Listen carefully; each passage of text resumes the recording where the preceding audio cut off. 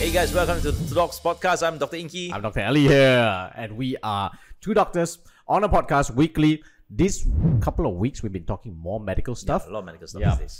From mental health to sexual health. And last week, we had Wani here, and we were talking about female sexual anxiety. Very interesting. Yes, very, very interesting. Okay, Ingky was speechless, I was speechless for 80% of the time. Yeah, because speechless and don't talk, right? Log on to last week's episode. No, because there were a lot of things to learn. Silently, he was taking mental notes. Yes, exactly. So towards the end of the podcast, our guest Wani was talking about something called MRKH. MRKH syndrome. MRKH syndrome. But of course, we are not experts on MRKH syndrome, even though we are doctors. However, because we're not experts, we're going to bring Wani back, and she's going to explain more about MRKH syndrome and today's topic, the missing vagina. The missing vagina. Yeah. So, Wani, welcome back. Yeah, please give us a brief introduction of yourself again, and what is MRKH syndrome? Hi, my name is Wani Ardy. You can call me Wani. So I'm the founder of MRKH Malaysia, a support group for MRKH women. MRKH syndrome is a rare disorder, a congenital disorder that happens to 1 in every 4,000 to 5,000 women all around the world, where women were born without uterus and without vagina. All right. So for MRKH syndrome, you must have both, without uterus and without vagina, or it's just either one, either or. Without uterus, but sometimes the uterus is partial, so it's underdeveloped. Okay. And vagina, some women they have vagina, but some women they don't have vagina, or maybe the vagina is short. Underdeveloped. Yeah. Okay. All right. Okay. Right. So, how does one discover that they have MRKH syndrome? Usually, what are the first signs? The first sign is definitely not having a period at all. Like for me, I was diagnosed at the age of 18. I was waiting for my period to arrive. That didn't happen all throughout high school. Until SPM, I was like the only Form 5 girl who didn't have a period. So at that time, I knew that, okay, this cannot be good because I'm the only one who have never experienced any period. So that's the first sign to look up to. But of course, there are so many reasons to primary amenorrhea, right? And not having period at all. Not necessarily MRKH, but a significant percentage of it, the possibility of MRKH is quite high. Okay. So that would be probably one of the telltale signs. Yeah. If you never had a period. A woman or a girl has not had a period beyond a certain age.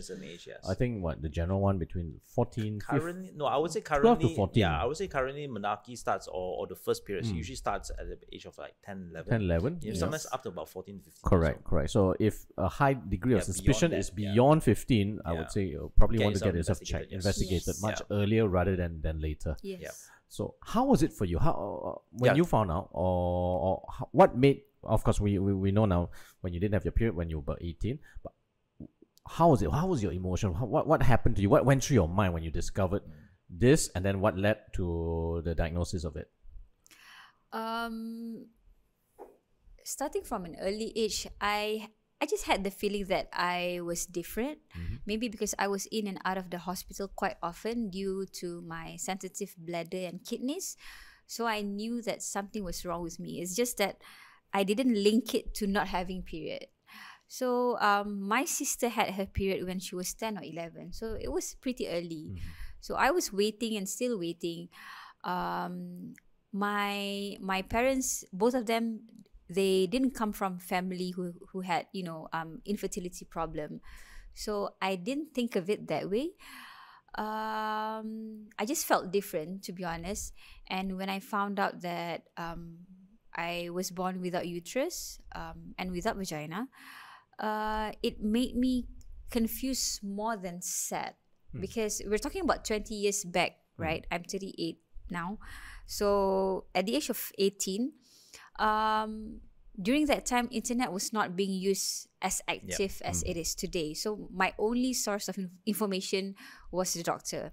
And even the doctor couldn't tell me a lot about it. And it was not the first doctor that gave me the diagnosis. I was being passed from one doctor to another. I think it was doctor number 4 or number 6 who finally, told me that we couldn't find any uterus in you. I think you were born without uterus. And for me, it was like, what is that supposed to mean? Couldn't find uterus, born without uterus? I've never heard of that before. So it was very confusing for me. And I felt very isolated because I've never heard of it. I don't know anyone with the same condition as I was.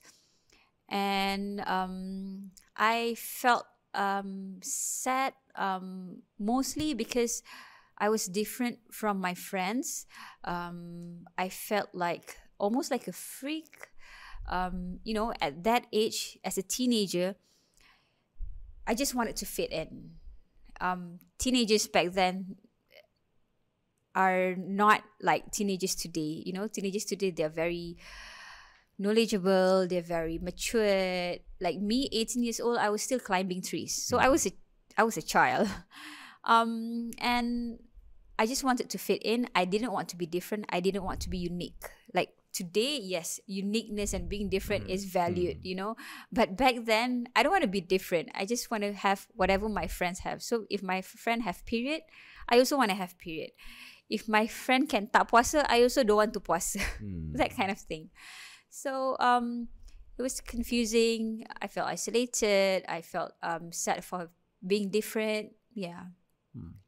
Okay. All right. So when you got the diagnosis, were you alone or were you with your parents or were you with someone else, your friends?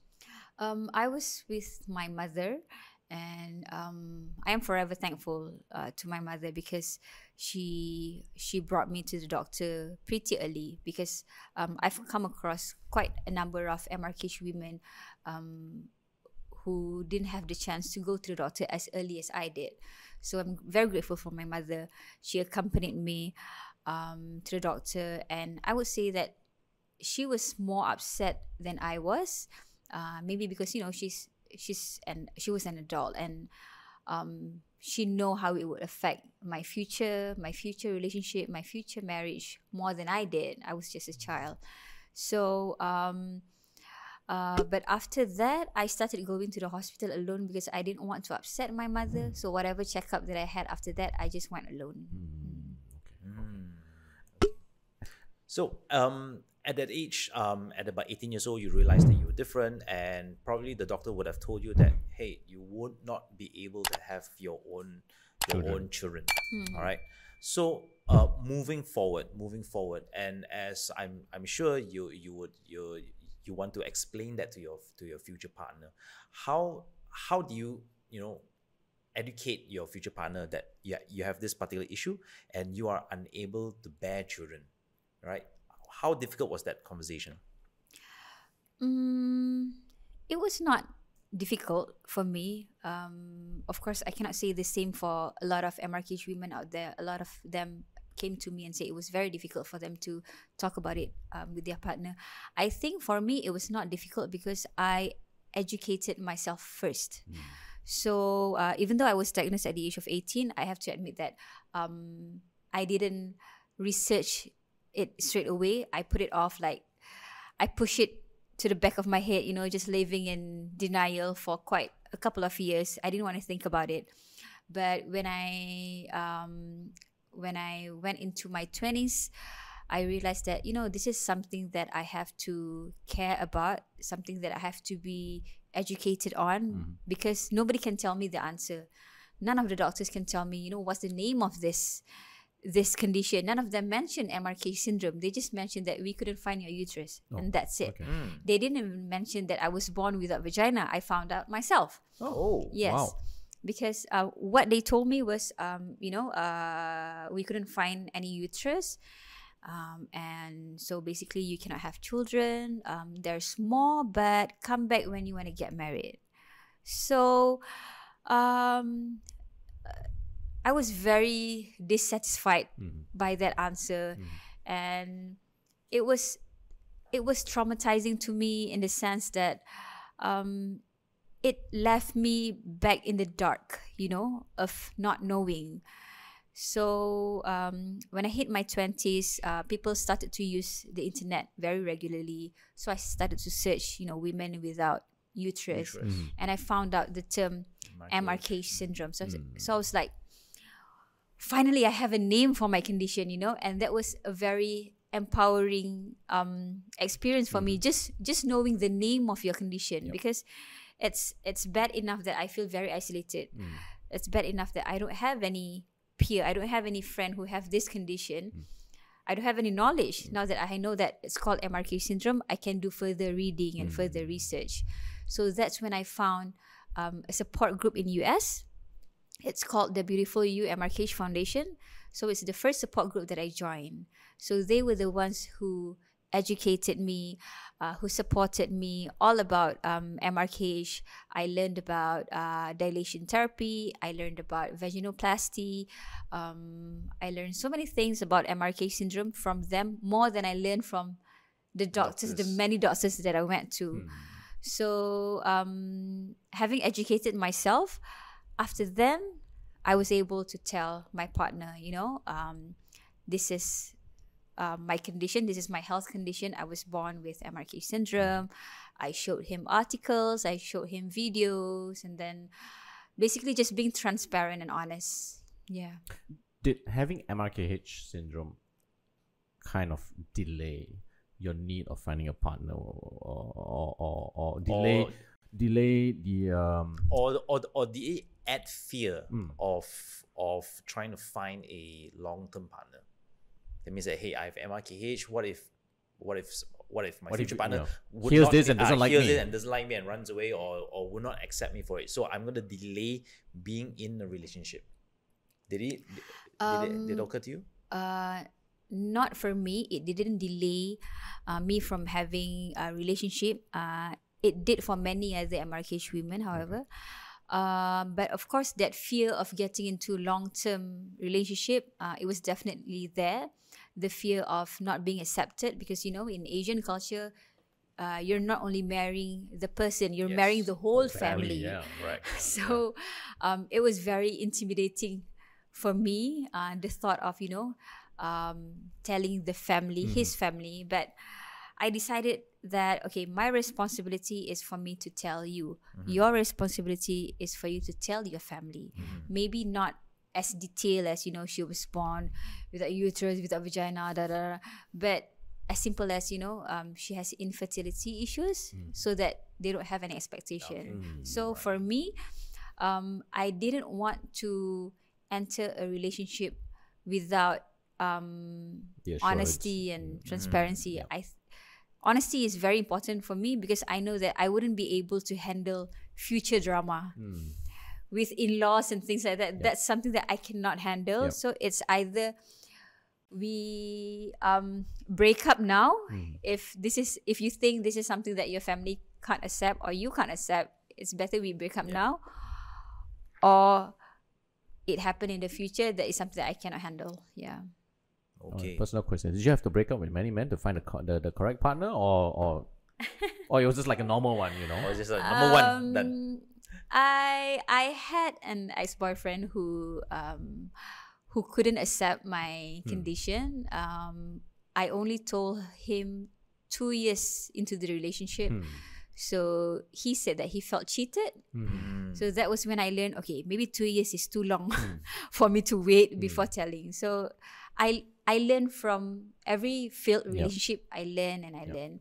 So I also had an ex-boyfriend whose family couldn't accept me. He could accept me, but his family couldn't accept me. So I said, okay, no, that's it, you know, because like I said, I'll be marrying your family as well. So I cannot handle that kind of drama. So yeah, of course, failed relationships due to my condition, that's definitely something that I experienced. But I'm very, very lucky, very blessed, very grateful today to be married to my husband, whose family is very supportive, very accepting, very welcoming.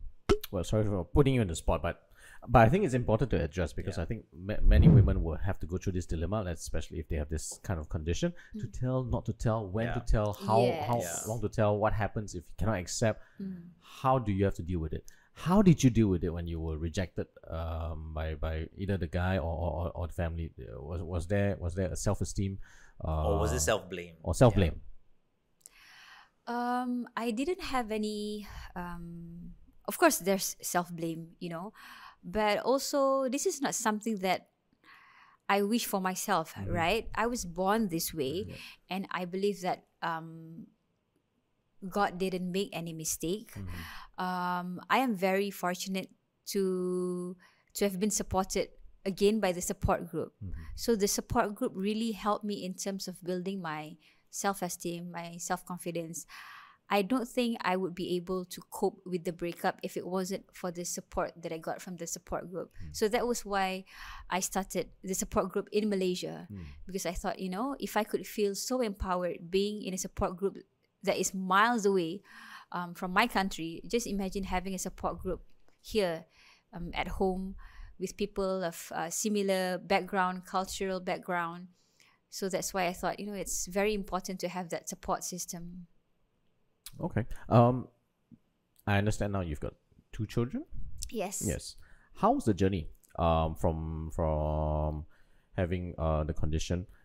What were the steps that you had to go through? You're talking about dilation therapy. What else have they have to go through, or what else a woman has to go through to get into a state of better normalcy? Okay. For me, so I was diagnosed at the age of 18. And then at the age of 20, I joined the support group in US. I learned about dilation therapy, and that's when I started my dilation therapy. I bought my own dilators online through Amazon, I still remember.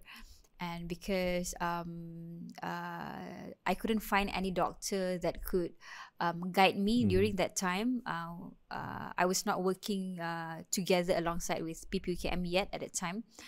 I couldn't find a doctor, so I did it all alone. It was very challenging having to do the therapy all by myself, using the dilator, guidance just through Skype with my support group, my peers in my support group. And after that, I got married, and by then I've built my vagina halfway. So another half part of my vagina, it is built together with my husband when I got married, through penetrative sex, through a lot of practice, a lot of patience. The adoption happens naturally because I've always wanted children, even before I got the diagnosis. As a young girl back then, I have siblings. I have younger siblings whom I took care of. I have so many baby cousins. My father has 12 siblings. So I have so many cousins, like 60 to 80 cousins. I remember we had just like one baby room where all the baby cousins put it. I was always in the baby room. So I've always been very maternal. So it was no question for me whether to adopt or not. The moment I found out that, I couldn't have any children, I told myself, I'm going to have children by hook or by crook. So for me, I know the only way is through adoption. So that happened naturally for me. Okay. All right. So it means that for those who are living with MRKH, or for those who even with infertility issues, it's if you want to have kids, there are other ways. Options. There are always other options to actually have children. Yeah. These days, of course, the surrogacy and everything. Yeah, the surrogacy. Yes. Within MRKH, are the ovaries developed or not developed either? We do have ovaries. We do have the monthly cramps, just like women with period. It's just that we don't have the blood. Because there's the absence of the pus and everything, right? So technically, if this was 20 years ago and or let's say of today, then harvesting it, doing IVF, however, because there's no uterus, you can't carry it yourself. Surrogacy, if it's something that they are considering, can be done, right? Surrogacy happened a lot for MRKH women overseas. In Malaysia, I'm not sure whether it's legal or not. It's not. No, it's not legal. It's not legal, right? Yeah, because I remember I researched it and it's not legal. And like for us Malay Muslims, it's also not permitted in our religion. So surrogacy is a no-no. But as of now, we are working towards uterine transplant with PPUKM. So us, MRKH Malaysia, we are working together with PPUKM. making the uterine transplant a reality. Of course, there's a lot of things that has to be done, getting funding from the government, training doctors, but it's definitely something that we've already started working on, and we target it to happen in a few years, hopefully within 5 years. Okay. All right. So, I understand that you run a support group, right? MRKH Malaysia and Ingky Malaysia. So could you tell us a little bit more about Ingky Malaysia? Do you only cater to MRKH women, or do you cater to a host of other females as well? Okay, so I started MRKH Malaysia in 2014. It began with just 2 members. I remember me, and there was this other girl who came to me when I was giving, I was performing at a festival, and this girl came to me and she told me, I have the same condition as you. So she was the very first Malaysian MRKH person that I've laid my eyes on, and it was such an empowering feeling, like, oh, finally I get to see someone with the same condition as me. I'm not alone. Like, I've been living like this for so long.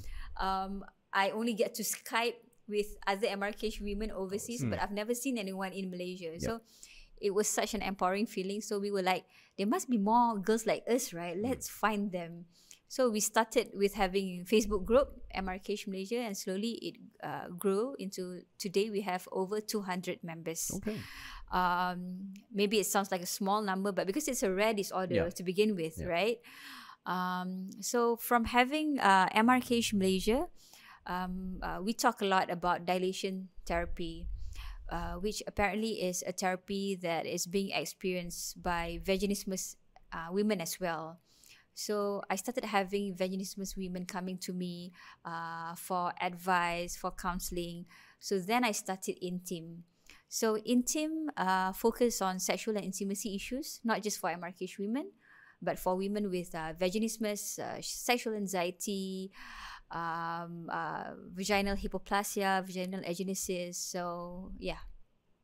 Good, great. So at least women out there, if you're listening on regarding this MRKH syndrome, if you've noticed that your menses is not regular and you do get yourself checked as early as possible. In case if you do have this kind of issues, do contact MRKH Malaysia, intim.my to get yourself locked into a support group, which I think is very important. I think it's very important because it's rare. No, because of a few things.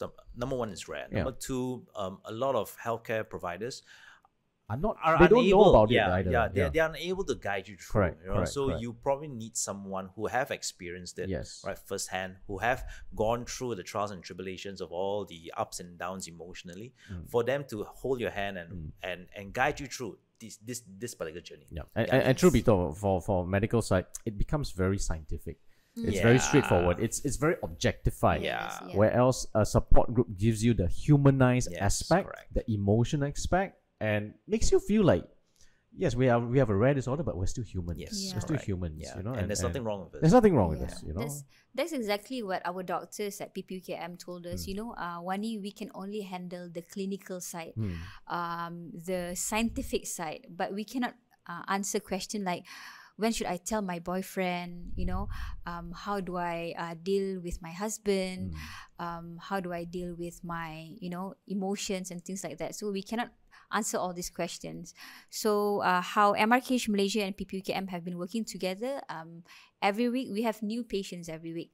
Every time PPUKM gets a new MRKH patient, PPUKM would tell them, do you want to be included in a support group? Do you need mental, emotional support? Because we have a support group. If you want, we can, give your number to a support group. Or do you need psychiatric help? We have a psychiatric clinic as well. So the best thing about working with a hospital university is that they are the only hospital in Malaysia that does thorough research on MRKH. So we have professors, doctors, researchers that specializes in MRKH syndrome, And because all these doctors, they are lecturers as well, right? So they include MRKH in their syllabus. So when all these future doctors, they graduated and they posted here and there around the country. So we have more doctors who know about MRKH syndrome. So there's an increased awareness, Yes, of increased the whole thing. awareness. I mean, if we take 17 million female population, 35 divided by 2, about 17. Take away 3 decimal point, divide by 5. I would say there's still a lot more compared to the 200 that you have. Yes, there should be I would say 10,000. there are probably thousands. 10,000 Yes. or so. Yeah, there are probably tens of thousands, and there are probably a lot of women who do not even know they have MRKH. Exactly. Correct. Hiding or don't even know. Don't even know. Yeah. That's right. Yeah. That's So right. they just write themselves off as not normal. Yes. Yeah, they just probably write themselves off as infertile, and there's something wrong with me. Plus, Yes. these days, relationship does not always equate to having children anyway. Yes, So a lot of them, they correct. just write it off as, this is not my future, no need to find out about it, just live in silence, nobody needs to know.